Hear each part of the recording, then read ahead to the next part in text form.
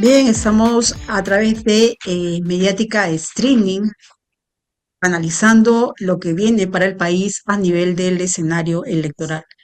Y hoy hemos invitado a Indira Wilca, eh, congresista electa. El 28 de julio asume ya gestión a nivel, regresa al Congreso de la República, ha sido una de las diputadas más votadas a nivel de Lima. Creo que para el país una de las pocas políticas, mujeres decentes y quien ha hecho docencia, pero además ha demostrado que cuando hay que ponerle garra para defender la democracia en nuestro país, ella ha estado en primera plana y en primera línea en este caso. Estamos con Indira Wilca. Gracias, Indira, por acudir al llamado de Mediática Streaming, una apuesta de comunicación alternativa que busca un poco acercarse a los grandes problemas de la región y el país. Y hoy, de cara a lo que viene este domingo 7 de junio, nos pone una vez más en esta situación una disyuntiva, una incertidumbre de lo que va a pasar con nuestro país. Bienvenida, buenas noches. ¿Y cuál es tu lectura de lo que está ocurriendo en este momento? ¿Lo has estado de cerca? A través de Ahora Nación se ha aliado, se ha sumado a esta confluencia de Juntos por el Perú, poco para ir sumando en la defensa de los derechos humanos y la democracia. Bienvenida, Indira. Gracias, Rosario. Muchas gracias por la invitación y también felicitaciones por este espacio que estás impulsando. Creo que es muy necesario siempre abrir los canales en el sentido más amplio de la palabra de comunicación, ¿no? En estos tiempos, además que la política depende tanto también de los medios de comunicación y que al mismo tiempo estamos viendo a los medios someterse a la dinámica de ciertos sectores de poder, de ciertos grupos políticos que todavía persisten. Y bueno, eso es parte del momento que nos toca vivir en esta elección, ¿no? No es una elección sencilla, por supuesto, para el país. Hemos visto ya lo que fue la primera vuelta, lo que han sido los resultados también después de la primera vuelta, o sea, cómo recibimos esos resultados en medio de también una situación de convulsión, de candidatos no reconociendo los resultados, de insinuando situaciones de fraude, pero eso no surgió de la nada, ¿no? Eso surge ya de un proceso de crisis largo en el que venimos eh, yo creo que involucrándonos cada vez más como país, ¿no? Y eso también se ha reflejado en el ánimo ciudadano, ¿no? Para la mayoría de ciudadanos, realmente hoy la política es algo muy lejano, es algo con lo que sienten además una posición de rechazo, y eso es algo que nos está acompañando en el proceso electoral, pero va a seguir todavía durante un tiempo, cuando inicie ese nuevo periodo de gobierno, cuando se instale el nuevo Congreso, cuando además tengamos ya también un nuevo gobernante elegido, lo que va a tocar es trabajar mucho para recuperar esa confianza de los ciudadanos hacia sus instituciones, hacia la política, hacia la democracia y atender los problemas más urgentes del país. Entonces, no es un momento solamente en el que nos preocupa una coyuntura electoral, lo que nos preocupa es la situación del país que ha venido deteriorándose por varios años. Yo creo que estos 10 últimos años en particular han sido muy convulsionados. Claramente, además, hemos estado bajo el liderazgo del Fujimorismo en los principales espacios de representación, lo que ha agudizado la crisis. Pero esta elección del domingo, del 7 de junio, puede ser un punto de inflexión, ¿no? No va a solucionar inmediatamente los principales problemas del país por magia, ¿no? Por acto de magia, ¿no? Ni por buena voluntad. Se va a tener que trabajar mucho para cumplir los compromisos que efectivamente se están haciendo en esta campaña de segunda vuelta. Hay varios elementos que estás mencionando, Indira, pero uno lo que recoge en la calle es desconfianza. Las personas no creen en la democracia, en los derechos humanos, menos en la clase política, y hay un hartazgo, ¿no? Entonces uno sale a la calle, conversa con la gente, y lo primero que dice es, pase lo que pase el 7 de junio, yo al día siguiente tengo que seguir trabajando y tengo que seguir alimentándome.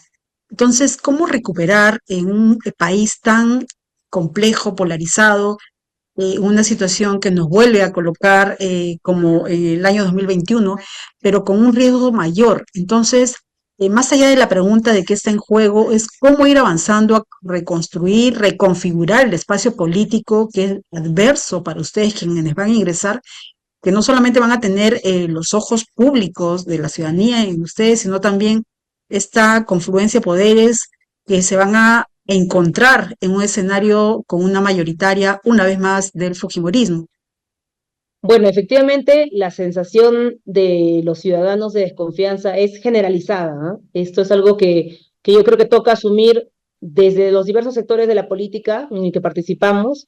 Y yo creo que un primer paso para empezar a revertir esa situación es haciendo el trabajo que corresponde a las autoridades, ¿no? O sea, la gente no es loca ni es irracional en nuestro país. La gente que sobre todo guarda ese hartazgo que tú has mencionado, no es que un día se amaneció y dijo yo este, quiero vivir al margen de las instituciones o de la política o la democracia. La gente no es ignorante, ¿no? La gente ha vivido en los últimos tiempos desengaños, traiciones, la sensación de que sus principales autoridades llegan a espacios de representación única y exclusivamente para beneficiarse. Y lo que estoy diciendo no es algo nuevo tal vez, pero lo que pasa es que en los últimos años las autoridades que han hecho uso de su poder para beneficio propio, ya ni siquiera se esfuerzan en ocultarlo. O sea, ya estamos en un nivel tan descarado de actuación desde la lógica de la representación que ni siquiera intentan disimularlo. Entonces yo creo que la primera cosa que se tiene que, por supuesto, decir acá es que depende mucho del rol de las autoridades que en este periodo han sido elegidas, hemos sido elegidas, de trabajar entendiendo, recordando siempre que un cargo de elección popular es un cargo temporal, es efímero y en realidad está puesto exclusivamente para cumplir los compromisos que hemos hecho durante la campaña, para procurar resolver los principales problemas del país. O sea, no hemos estado tan mal como hoy lo sentimos hace 10 o hace 20 años, con los problemas que teníamos. Y eso es porque sencillamente las autoridades que tenemos se han olvidado que su obligación al momento de representar no es sentir que pueden ejercer ese poder de manera arbitraria, como lo hacen ahora, ¿no? Eso por un lado, ¿no? O sea, va a tocar demostrar mucho la diferencia de lo que hemos dicho en campaña y lo que venimos haciendo hace muchos años, ¿no? La política no es solamente un espacio para transacciones o para generarse algún tipo de rédito económico, para lógicas mafiosas, que es lo que ya se ha vuelto además el pan de cada día.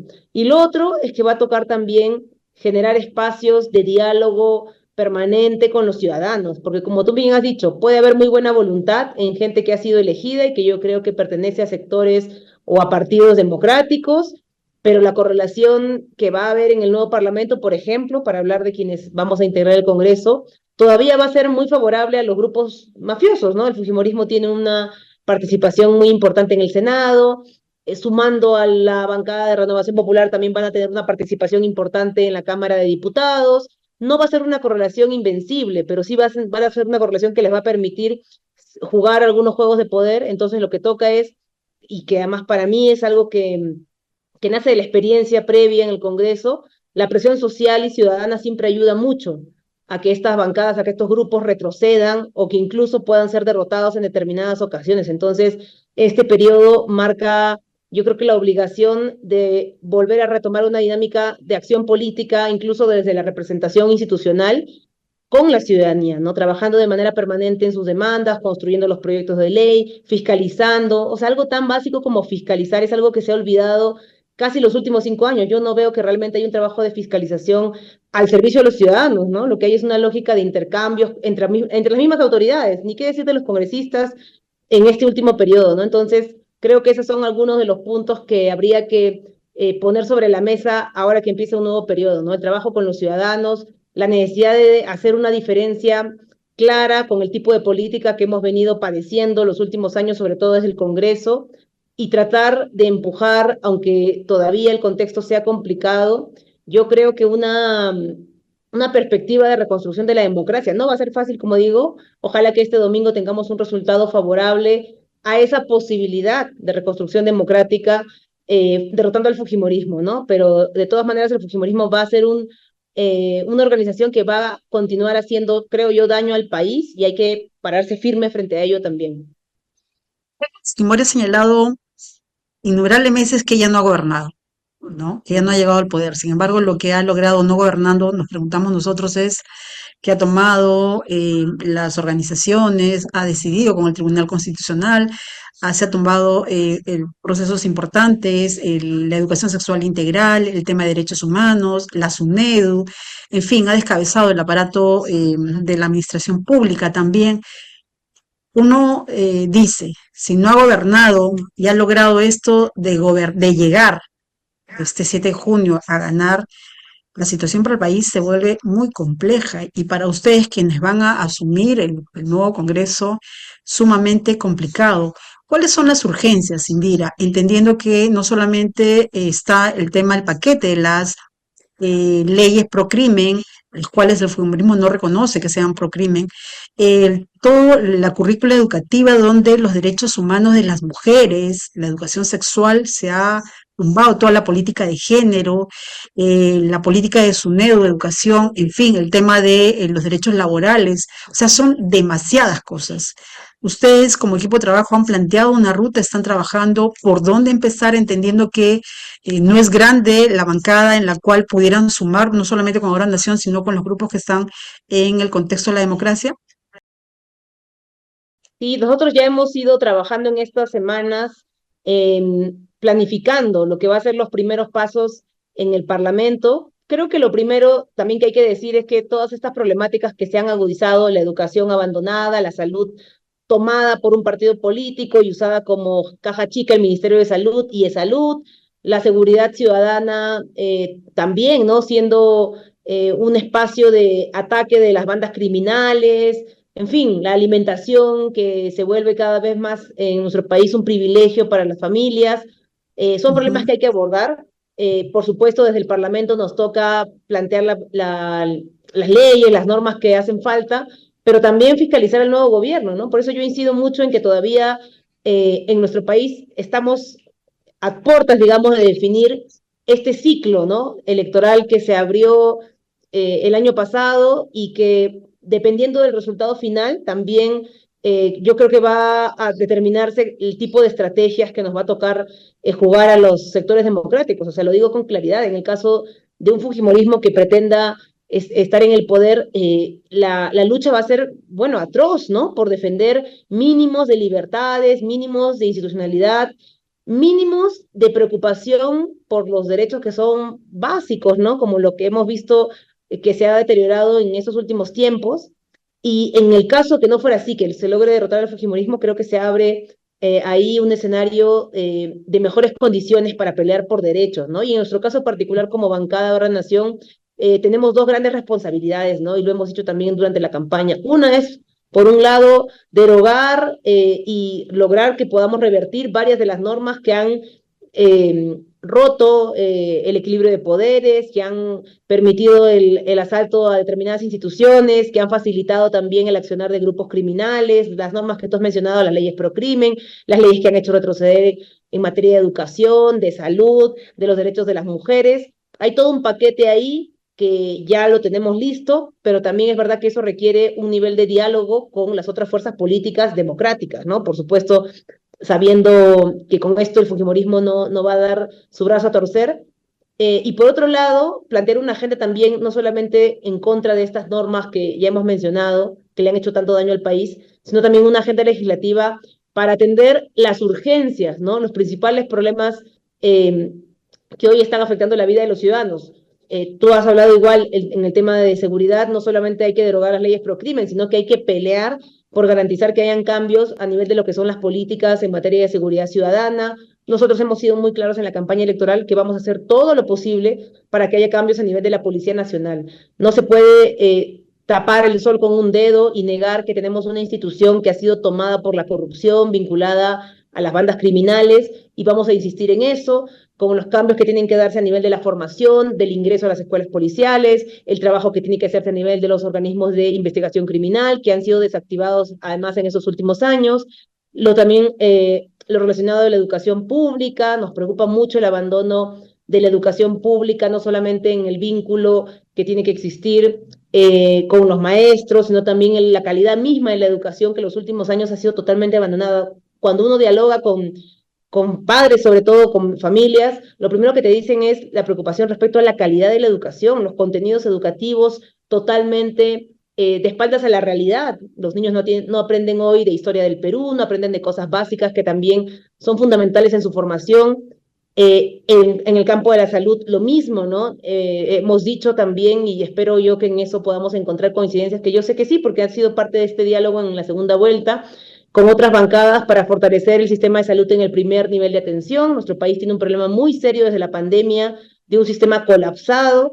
Entonces, esas son las urgencias que nosotros vamos a atender desde el Congreso también, tanto a nivel de la fiscalización que nos corresponde hacer al gobierno, a los diferentes sectores del Poder Ejecutivo, y también desde el Parlamento con las normas que hagan falta para impulsar que el Estado sea capaz de garantizar mínimamente estos derechos que hoy están haciendo que la vida de los peruanos sea cada vez más precaria y deteriorada, ¿no? Indira, algunas personas no terminan de entender y quizás sería bueno un poco explicar cuál es el peligro que el Fujimorismo gane ese domingo 7 de junio las elecciones. Bueno, es muy sencillo, ¿no? Yo creo que hay mucha gente que sabe y ha escuchado en los últimos años, pues, la responsabilidad que ha tenido el Fujimorismo en la crisis política, social que hemos vivido. Pero por si eso no fuera poco, por si no fuera poco el haber sido testigos de cómo Keiko Fujimori ha usado, sobre todo el Parlamento, ¿no? Para ir construyendo un poder que le permite a ella, por ejemplo, tener impunidad, ¿no? Ella era una persona investigada por un caso grave que además permitió conocer y comprobar que recibió dinero de grandes empresarios en fajos de sobres de dinero. Eso es un hecho. O sea, ella misma lo ha tenido que reconocer y lo han reconocido los empresarios como los señores Romero, que además son dueños de bancos, de AFPs y de una serie de grupos económicos en el país. Esa investigación nos permitió conocer eso, que lo negaban. Lo que ella luego ha podido hacer es usar el Tribunal Constitucional para, por ahora, liberarse de esa investigación, ¿no? Entonces, entre otras cosas, la impunidad, ¿no? De la clase política que comete ese tipo de delitos, que quiebra las instituciones o la constitución y luego no es investigada, es una cosa muy grave, ¿no? Nadie debería tener tanto poder. Pero además la señora Keiko Fujimori, desde ese mismo parlamento, que ahora además va a ser un parlamento bicameral, porque a ellos les ha dado la gana, ¿no? Aunque los ciudadanos fuimos a votar en un referéndum y dijimos no a la bicameralidad porque incluía una serie de facultades que lo que hacían era distorsionar la relación entre poderes del Estado, a pesar de eso la aprobaron. Entonces, el problema con el Fujimorismo hoy no es solamente todo lo que ya ha hecho en estos últimos 10 años, ¿no? Para tener impunidad, para controlar instituciones, para aprobar leyes en contra de los ciudadanos y en beneficio de los que siempre mandan en el país. El problema es que hoy el Fujimorismo, o la señora Keiko Fujimori, con la primera vuelta que ya hemos pasado, con ese parlamento que ha sido diseñado a la medida de ellos, tendría un poder enorme. Y si además le entregásemos la presidencia de la República, el poder ejecutivo, tendría un poder absoluto. Hoy en el Perú es muy difícil hablar de instituciones que le puedan hacer un contrapeso al Parlamento. Y eso lo sabemos nosotros, cada vez que han aprobado una ley que era ilegal o inconstitucional, eran muy pocas las instituciones las que podían ponerle un par al Congreso. Cada vez que por ahí había un fiscal o la fiscal de la Nación que en su momento intentó poner un cierto equilibrio entre lo que el Congreso quería avanzar, la destituían. Hemos tenido fiscales destituidos, tenemos todavía fiscales que han sido sancionadas de manera arbitraria, como Del Espinosa. Tenemos instituciones que están respondiendo sobre todo al Congreso, como el Tribunal Constitucional, como la Junta de Justicia, como la Defensoría del Pueblo. Es decir, en el Perú no hay contrapesos. Y el único contrapeso que existe, que es la sociedad civil, cada vez que la gente se ha querido manifestar en nuestro país, lo que ha recibido lamentablemente de este sector que hoy día gobierna es represión, muerte, persecución, incluso para los periodistas y medios de comunicación independientes. Entonces, para mí una de las principales razones que creo que más allá de las cuestiones ideológicas, si se quiere, uno puede tener muchas discrepancias con Juntos por el Perú y con Roberto Sánchez, y es sano incluso tenerlas, pero lo que no puede quedar duda es el poder enorme que tiene el Fujimorismo y que de tomar la presidencia, ese poder se consolidaría sin ningún tipo de contrapeso. Es muy peligroso por eso para la democracia en nuestro país que esta sea una elección en la que Keiko Fujimori crea que tiene la posibilidad simplemente de llegar al poder desconociendo, ¿no? Todos estos hechos que ya han sido parte del prontuario del Fujimorismo en los tiempos recientes. Mira, muchísimas gracias por esta entrevista, pero quiero dejarte en estos minutos previos al cierre es que hemos visto que las encuestas reflejan que el grupo de votantes de Keiko Fujimori son mujeres. Hay un buen grupo y bueno, quienes hacemos trabajo de campo, caminamos en las organizaciones, la gente termina creyéndose que se les va a dar los 500 soles a las dirigentes de los clubes de madre, ¿no? Y eso, uno es asistencialismo puro, pero además de escuchar a Keiko Fujimori en el debate, que va a gobernar igual que gobernó su papá, asustan más. Entonces, ¿cuál es tu reflexión para aquellas personas que no han terminado de decidir su voto, aquella juventud que tiene una gran responsabilidad, que quizás tuvo una mayor elección, una mayor posibilidad en la primera vuelta, pero que ahora siente que no sabe hacia dónde va? Te escuchamos, Indira. Bueno, una reflexión final respecto al tema de las mujeres que tú bien señalas.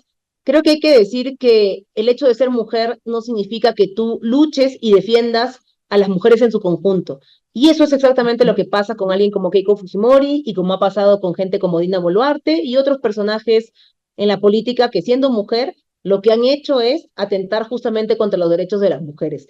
Porque prometerte que te van a dar un dinero como si tú fueras una especie de mendiga o como si tú estuvieras en la política, en la participación social que tienen muchas mujeres de base, simplemente la expectativa de una migaja, yo creo que es insultante, ¿no? Las mujeres en nuestro país lo que quieren es oportunidades para salir adelante, lo que quieren es vivir sin violencia, sin que las maten, sin que las violen, lo que quieren es que sus hijos tengan oportunidades para salir adelante, que puedan estudiar y trabajar sin que los exploten. Lo que quieren muchas mujeres que seguramente participan en los comedores y en los vasos de leche, en los clubes de madres, es que sus hijos puedan estudiar en una buena universidad pública y que luego salgan de estudiar y puedan encontrar un trabajo donde no los tengan 12, 14 horas por el sueldo mínimo. Eso es lo que yo creo que quieren la mayoría de mujeres en nuestro país. Entonces, que hoy día venga la señora Fujimori a usar el recurso simplemente de que por ser mujer se es mejor candidata para las mujeres, yo creo que es parte de su máscara, ¿no? Es una persona que por tantos años ha tenido una doble cara y creo que es tiempo y creo que vamos a ir avanzando en eso también, de quitarle esa careta, ¿no? De una falsa defensora de los derechos de las mujeres cuando más allá de los videitos que ella hace, más allá de cómo en la prensa masiva, la prensa de Lima sobre todo, la tratan pues con guantes de seda, y nadie le cuestiona lo que su bancada ha aprobado en el Congreso, lo que sus congresistas permanentemente han presentado como proyectos de ley, no para beneficiar a las mujeres que quieren salir adelante realmente, sino simplemente para tratarlas como si fueran eso, una especie de mano de obra barata o de una clientela, ¿no? Y en el caso de los jóvenes, creo que hay una corriente de jóvenes que está justamente en esta elección abriendo los ojos respecto a lo que era el fujimorismo. A muchos jóvenes les han metido el miedo del terror al comunismo, al chavismo, al izquierdismo. Por supuesto, ¿qué joven no va a sentir miedo si es que en la escuela no te enseñan la historia de nuestro país, no te enseñan la historia del mundo,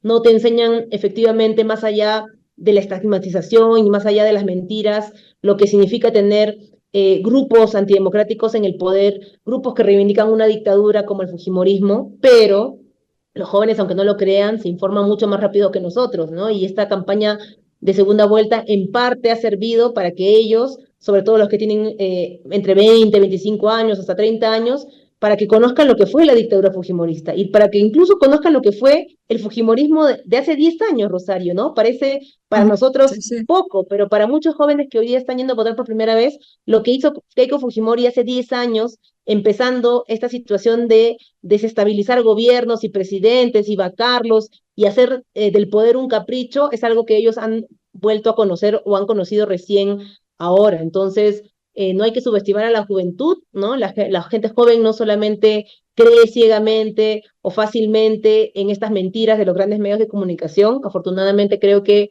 ya al final de esta segunda vuelta vamos a ver a muchos jóvenes votando con memoria, votando informadamente y sobre todo votando por el futuro que se merecen, ¿no? Que es vivir en un país justo y en un país sobre todo democrático. Muchísimas gracias, tal cual como lo has dicho. Hay mucha gente que vota con memoria y continuidad, y lo digo porque soy docente de la universidad y también he visto que hay esta tendencia a ir mirando aquello que se desconocía. Muchas gracias, Indira. Gracias. Un Esto abrazo. fue Mediática Streaming. Hemos estado dialogando con Indira Wilka, congresista electa de la República. Nosotros queremos informar, antes de terminar, que ya está coordinada la entrevista con Gustavo Guerra García. Con él vamos a estar también en proceso de ir con algunas entrevistas especializadas, analizando lo que viene de cara a la segunda vuelta y vamos a estar con informes, reportajes, coberturas el mismo día domingo de las elecciones. Vamos a estar transmitiendo a través de Mediática Streaming esta nueva alternativa que hemos empezado y que ya nos hemos demorado bastante tiempo, pero que es una posibilidad de acercarnos a los grandes problemas de la región, democratizar la comunicación, democratizar la información, darle voz a muchos actores más allá del Estado, el sector empresarial, las ciudadanías, la gestión de riesgo, la agricultura, en fin, una amplitud dentro de las urgencias que tiene nuestra región y el país. Esto fue Mediática Streaming, Rosario Guayanca y Pepe Surco a través de nuestra señal. Con nosotros será hasta una próxima edición y en la próxima a Gustavo Guerra García entrevistándolo para nuestra plataforma digital.